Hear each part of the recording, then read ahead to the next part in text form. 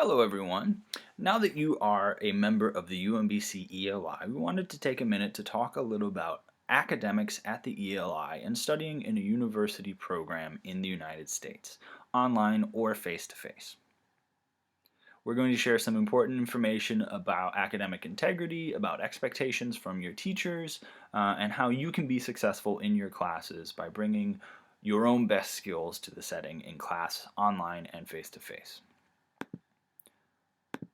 Now, the ELI is an intensive English program that has multiple levels, going from level intro through level 6, where we are able to help meet the needs of students at their ability. The idea being that we place you in the best possible class for your skill set, where you can learn and succeed. Now, within these classes, we have a few different tracks. At the ELI, we have what we call IEP, the Intensive English Program, and AEP, the Academic English Program. The Intensive English Program is, as it says here, for everyday English. It goes from levels intro through level 5, and most of our students will start out in the IEP program where they're starting to build basic English skills and kind of get the building blocks of language, and will eventually move into our academic English program. These are our level 4 and 5 classes where students are focusing on English for academic purposes, for university study. And this program can go up to level 6. Students in level 6 are preparing for graduate level work at UMBC or other universities. As it says there at the bottom, these tracks are combined from intro to level 3, and then students can decide if they want to continue in the intensive or the academic program once they reach level 4. Now, classrooms are similar and different all around the world, and so we wanted to share some notes for good ideas about how to prepare and approach your classes here in the United States in an online as well as face-to-face setting. So what your teachers will expect for you are some of what we've listed below. The first expectation is to be in class every single day. We treat being a student in the United States as a job, essentially, and the idea is if you've signed up for the job, you're there every single day. Things happen, people miss class, that's fine, but the expectation is that you will be there and that you will be on time. You're not there late, you're not there, or you're not leaving early. Americans are very time-centric, and so your teachers will expect you, if the class starts at 10 a.m., to be there at 10 a.m. and to leave when it is finished, not before. Homework will be assigned, in some instances a lot and sometimes a little, but the expectation is that you will do all of your homework because it's part of the learning process. Students are expected to ask questions. Teachers will tell you how they like this to happen, maybe by raising of a hand or just an open dialogue, but asking questions are crucial. Paying attention in class is again expected. No cell phones to distract from class. Now online, sometimes you might be using a cell phone as your primary mode of learning, but it's not expected. It's expected that you would not be checking other websites, you wouldn't be texting friends and things like that. It should not be a distraction. And because we teach English, it's expected that you use English in the classroom, not your native language.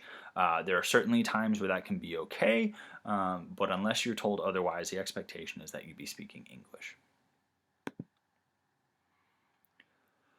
To further along in the same thoughts, academic integrity is very, very important. The idea that you are doing your own work, not someone else's, is key in an American classroom. We'll talk a little bit more about some of the ways that we mean, how we mean this essentially, but it is very, very important.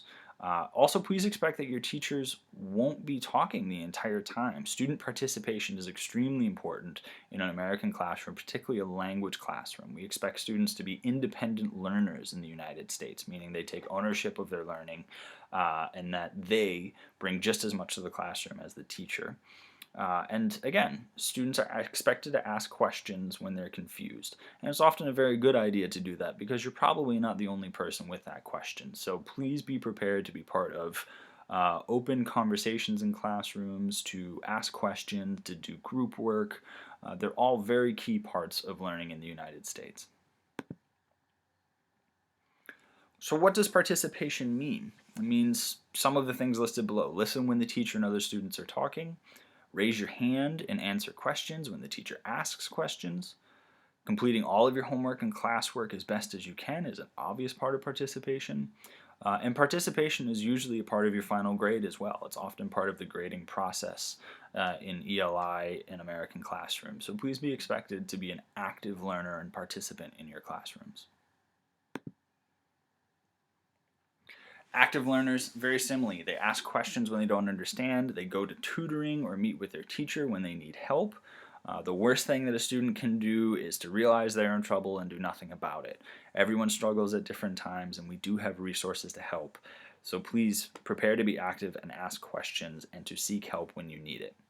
An active learner will use English as much as possible, including outside of the classroom, and an active learner will help their classmates when they're struggling as well.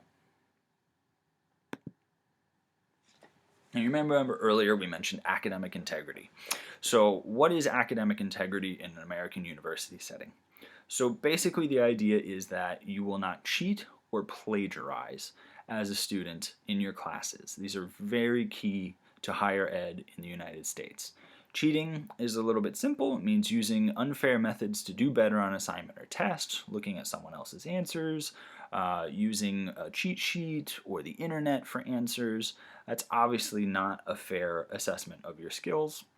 Plagiarism is a very important concept as well in the United States. That means copying someone else's words or work or ideas without giving them credit, essentially, without saying that it was their work, saying it's your original work. Teachers spend a long time teaching students how to cite their ideas from another work, and this is something that will be part of all of your classes, but it's taken very, very seriously that all work should be your own work and original work in an American university setting. What can happen if you violate any academic integrity rules? Well, first off, you can get an F on the assignment. You can also get an F in the class. If things get more serious, you can be suspended from the class or all your classes. This means that you're not allowed to go to class for some time and will be marked absent. Or you can be expelled from the ELI and UMBC. It means that you cannot come back to school. You're no longer a part of the university. Now, these are extreme cases, but it is part of the rules and regulations of the university, not just the ELI. We don't share this information to scare you, but it's important information, obviously, that we want you to be aware of so that you can avoid making any mistakes. Finally, grades at the ELI and UMBC are pretty straightforward. They're uniform across the university. Passing grades are A, B, or C at all classes in the university. If you get an A or B, you are eligible to move up to the next level at the ELI.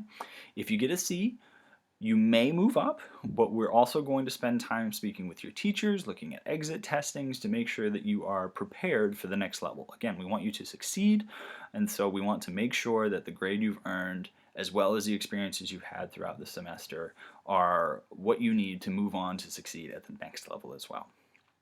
So these are just a few things that are important information for being a successful student at the ELI, at UMBC, and in American academic programs.